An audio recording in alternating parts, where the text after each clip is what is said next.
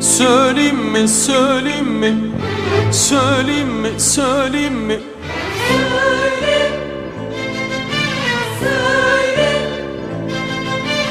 Seni seviyorum.